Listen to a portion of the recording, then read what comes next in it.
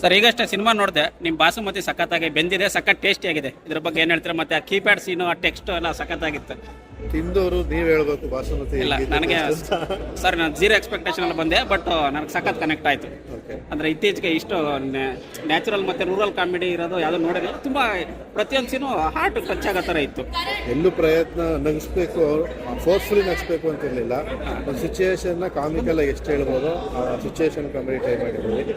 ಅದು ಮೋಸ್ಟ್ಲಿ ನಿಮ್ಗೆ ಇಷ್ಟ ಆಗ್ತಾರೆ. ಇಲ್ಲ ನನಗೆ ಅಂದರೆ ನೇಟಿವಿಟಿ ಎಲ್ಲಿ ಜಾಸ್ತಿ ಮಿಸ್ ಆಗಲ್ಲ, ಬಟ್ ಸಖತ್ ಕನೆಕ್ಟ್ ಆಯಿತು. ತುಂಬ ಕೇರ್ ಮಾಡಿ ಮಾಡಿದ್ದೀವಿ.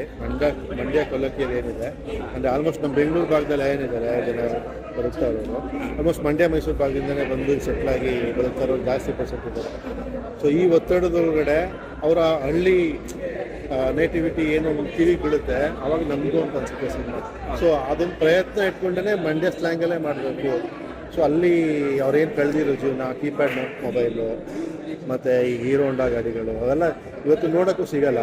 ಸೊ ಅದು ನೋಡ್ತಿದ್ದಂಗೆ ಕನೆಕ್ಟ್ ಆಗ್ತಾ ಇದ್ದಾರೆ. ಅದು ಪ್ರಯತ್ನ ನಮ್ಮದು ಸಕ್ಸಸ್ ಆಗಿದೆ ಅಂತ ಅನ್ಕೋತೀನಿ. ಆ ಕೀಪ್ಯಾಡ್ ಬಗ್ಗೆ ನಾನು ಹೇಳ್ತೀರಾ? ಕೀಪ್ಯಾಡ್ ಸೀನ್ ಬಗ್ಗೆ ಚಾಟ್ ನೈಟ್ ಫ್ರೆಂಡ್ಸ್ ಚೀಟ್ ಅದು ಸ್ಪಾಯ್ಲರ್ ಆಗುತ್ತೆ.